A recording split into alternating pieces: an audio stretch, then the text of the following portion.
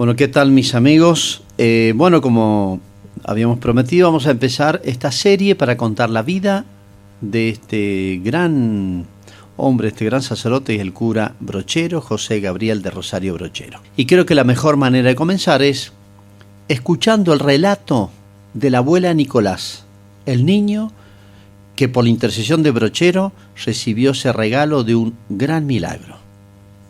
Escúchenlo y después comentamos la vida de este gran hombre. El accidente fue el día 28 de septiembre del 2000.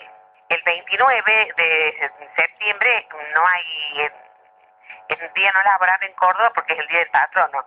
Y nosotros teníamos que ir a Córdoba y me dice mi hija, hagan coincidir para que el 28 me vengan a buscar, así me voy y paso el fin de semana con ustedes.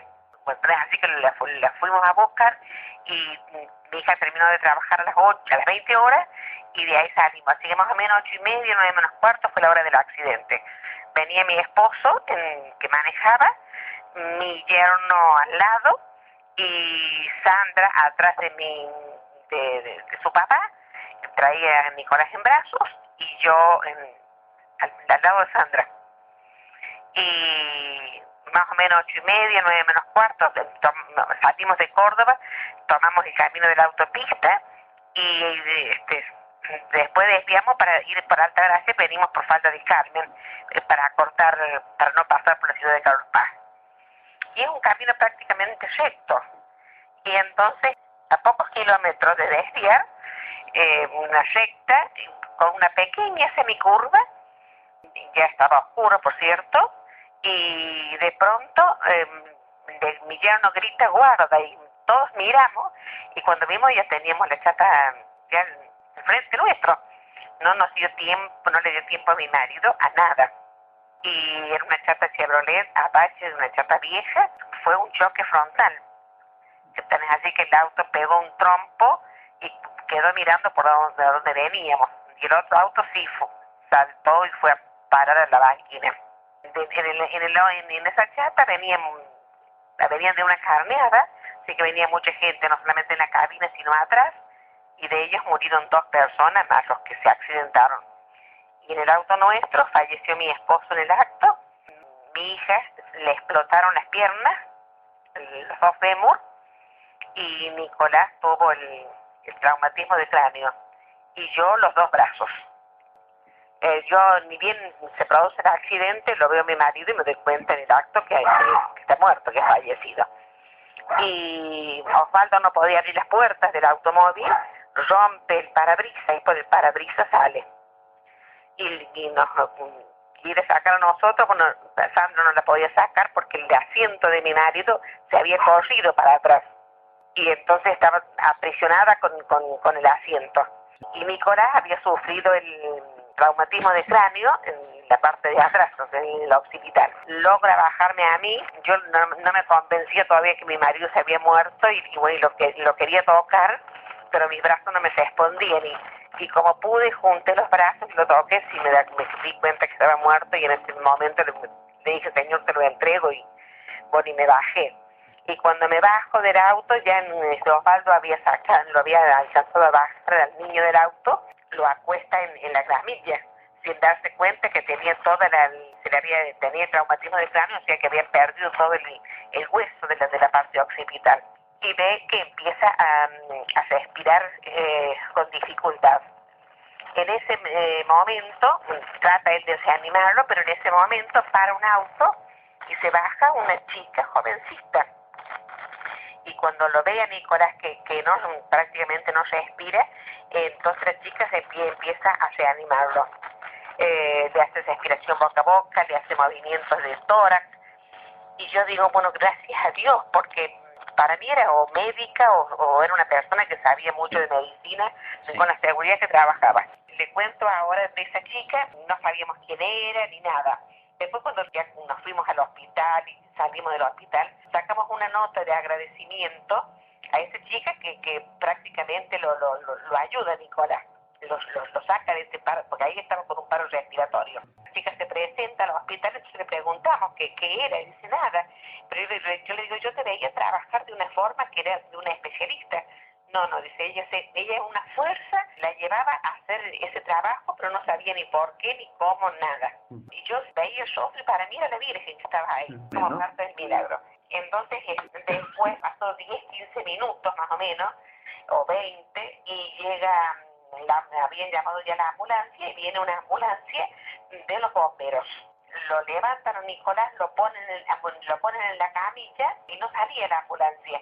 Entonces, Osvaldo, el papá de Nicolás, le toca el vidrio y le pregunta que por qué no sale, y era que estaba Nicolás con otro paro. Entonces ahí se da cuenta de la gravedad y se lo entrega a Brochero, porque venimos de familias brocherianas, tanto mi abuelo como...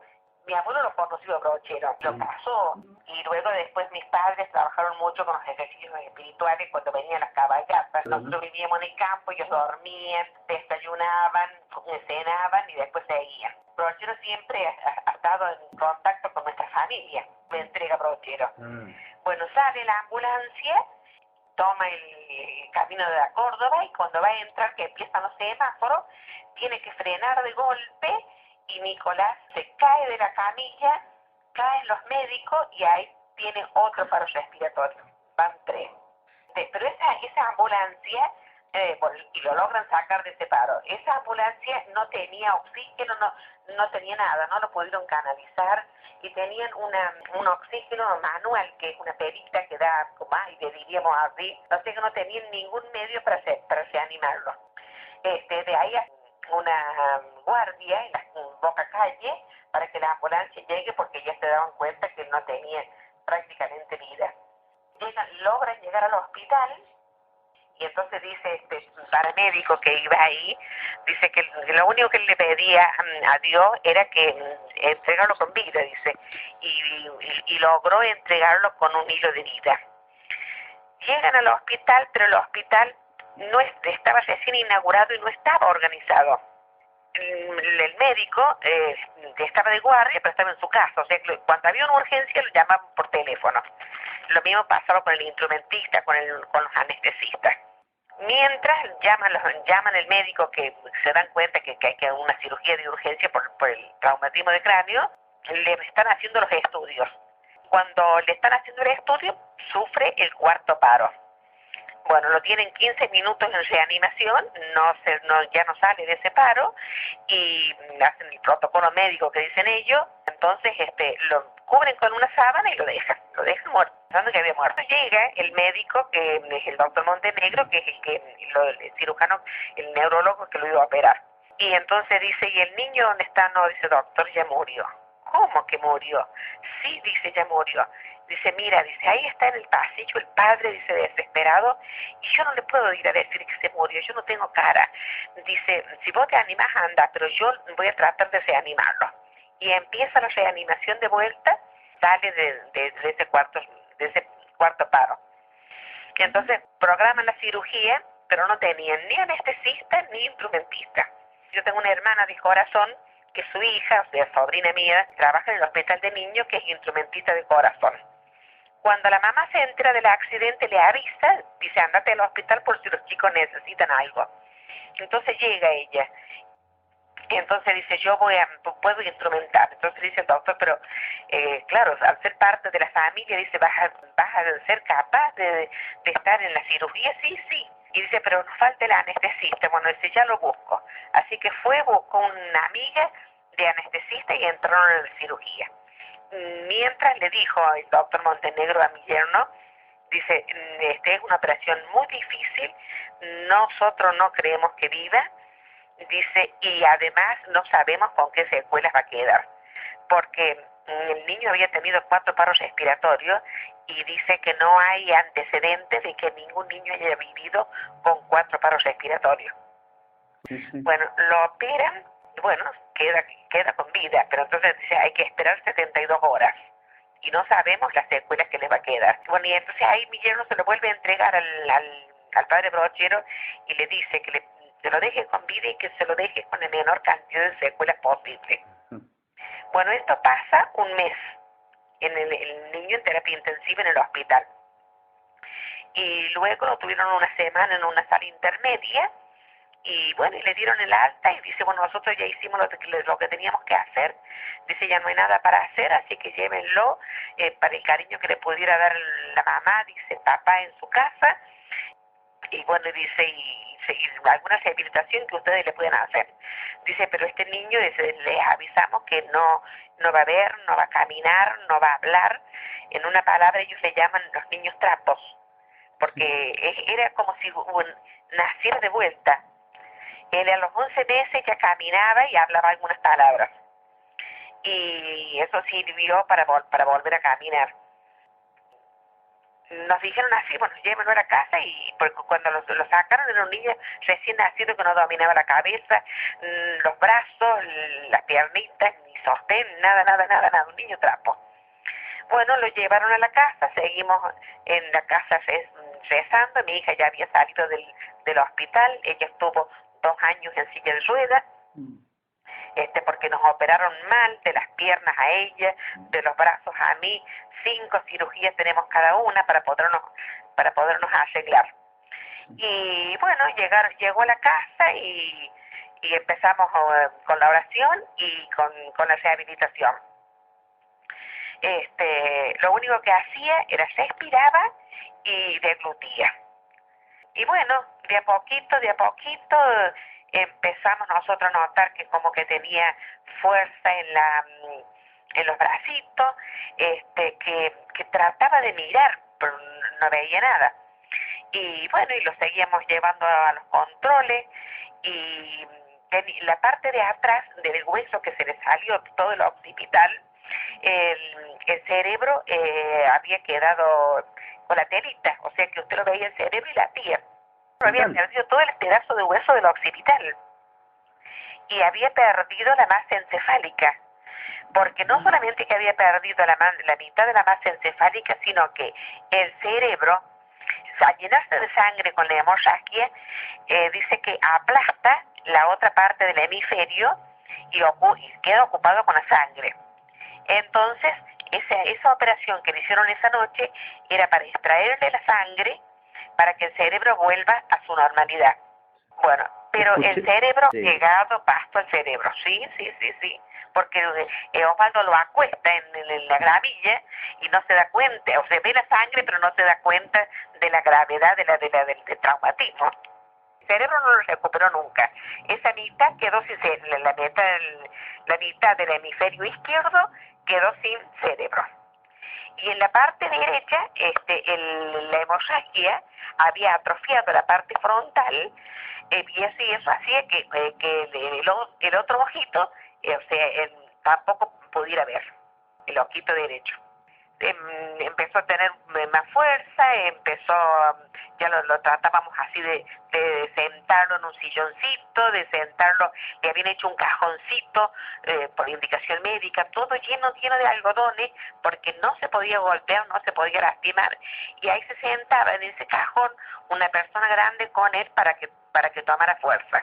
Bueno, después también para que los músculos de las piernas pudieran tomar fuerza, lo paraban en un aparato, lo ataban con las correas de las piernas y así lo tenían para que pudiera estar paradito. Y bueno, el médico, el oftalmólogo del hospital de niños, bueno, nos dijo, este niño no va a ver, porque primero nos decían que había que esperar para que a ver si la hemorragia se absorbía. Y bueno, y pasó el tiempo y no se absorbía, lo llevaron los padres a otro especialista, y bueno, la especialista decía que había que esperar, lo llevaron a un tercero porque ellos no se quedaban, era una lucha permanente. Entonces este chico tercero, con un hombre joven, dijo, bueno, dice, acá la única salvación es operarlo. O sea, ya sabíamos que con un ojito ya no iba a ver, porque al no tener el cerebro de ese hemisferio, no iba a ver. Imposible, pero claro. en el otro, sí, dice, sacándole hemorragia puede ver. Le volvimos a consultar a la especialista nuestra y nos dice, el chico de Córdoba, si yo lo puedo hacer, no, ese es un chico, dice, recién recibido, habría que llevarlo, dice, Garrahan a Buenos Aires. Bueno, allá partieron con el niño al Garrahan de Buenos Aires, pero ya tenía este niño 1 año y medio. Y la vista oceanadura hasta los 2 años. Lo que no se alcanzó a ver durante esos 2 años ya no se ve más. O sea, el crecimiento del ojo de hasta los 2 años. Claro, sí, sí. Y bueno, fueron al Gallahan, y en el Gallahan había turno, lo vieron, sí, le dijeron lo mismo, pero había turno para de acá 6 meses y ya se pasaba la fecha. Entonces, bueno, hablaron con el doctor Manciti, que es el jefe del Gallahan, y bueno, le pidieron que lo operaran en su consultorio, lo llevaron a su consultorio particular, y él dijo, lo puedo operar. Bueno, lo operó, fijaron la fecha, y entonces, bueno, viajaron los papás, mi hija ya en ese tiempo caminaba con muleta, y con mi otra hija menor. Y entonces dice, bueno, la cirugía está programada para tal hora. Dice, es una cirugía muy difícil, dice, porque hay que entrar en el ojo. En una incisión entra en la cámara, por donde van a trabajar. Otra incisión entra en el agua para limpiar. Y otra tercera incisión sacan ese líquido, o sea, toda la sangre y el agua que va entrando. Y dice, si no entramos justo, hay que hacer varias incisiones, y bueno, y con el peligro de que el ojo no vea. Y bueno, entró o sea que ya sabían que no podía ver, pero lo mismo yo no veía, entonces se corrió el riesgo de ir a la cirugía. Dice, la cirugía va a durar más o menos 2 horas y media. Bueno, quedan ellos rezando siempre el padre Brochero, porque a partir del accidente todos los días de la vida se rezaba en familia el rosario y la oración al padre Brochero. Se quedan rezando y a los 20 minutos aparece el doctor Mancini. Y claro, los chicos se asustan y dicen, ¿qué pasó, doctor? Dice, algo maravilloso. Dice, la primera incisión que hice era perfecta por donde tenía que entrar. He sacado la hemorragia, dice, y la operación ha sido un éxito. Bueno, se imagina la alegría. Claro, sí, Después sí. tuvo que aprender a ver, porque tantos meses sin ver, el músculo tiene que volver a trabajar. Y había que trabajar de urgencia porque ya no le quedaban nada más que 2 o 3 meses. Bueno, se trabajó de esa forma hasta que se recuperó, no toda la visión, pero porque ellos le pedían a Brochero de que se pudiera manejar solo. Y bueno, se maneja perfectamente. Y bueno, volvieron a Córdoba con el niño y siguieron con su trabajo de rehabilitación hasta que en un tiempo no muy tarde, no muy lejano, empezó a dar sus primeros pasos y caminó. Bueno, faltaba bueno, antes que eso, siguió con el huesito sin crecer, porque el hueso no es muy difícil, dice que no crece, un tamaño tan grande que había perdido el hueso del occipital. Entonces dispusieron a hacer una otra operación y ponerle una placa de titanio. Bueno, vuelve a juntar líquido en el cerebro, programan una otra cirugía y la programan para un día, vamos a suponer, martes. La ortopedia manda la placa de titanio viene una caja con todo el instrumental para hacer la cirugía, tornillos, herramientas especiales. Entonces se opera el niño, se le pone la placa y ellos a la tarde pasan y recogen el material sobrante porque esa herramienta sirve para otra cirugía. Cuando lo van a operar esa mañana, que estaban de paro, los de salud pública, se programa la cirugía para el día siguiente. Bueno, el día siguiente entran al quirófano, lo anestesian, piden la caja no estaba. Resulta que la ortopedia la había mandado a buscar, lo que no sabía que no se habían hecho la cirugía y se habían llevado la caja. El médico se quiere morir, pero dice, lo único que hay que para hacer es extraer el líquido que tenía del nuevo para que no haga presión en el cerebro y bueno, y dejar esta cirugía de la prótesis para otra oportunidad. Bueno, así fue y programaron de nuevo en una cirugía para de acá 2 o 3 meses adelante. Y en los controles empieza a ver el médico, que inclusive que por ahí le hacían las tomografías y las resonancias, todo por ahí, por esa parte que no tenía hueso. Y empieza a ver el médico que había como unos hilos ¿Vio cómo son las sillas estrelladas? Sí. Y empezaron hilos así verticales y horizontales y se empezaron a cruzar y otra gracia del Padre Brown.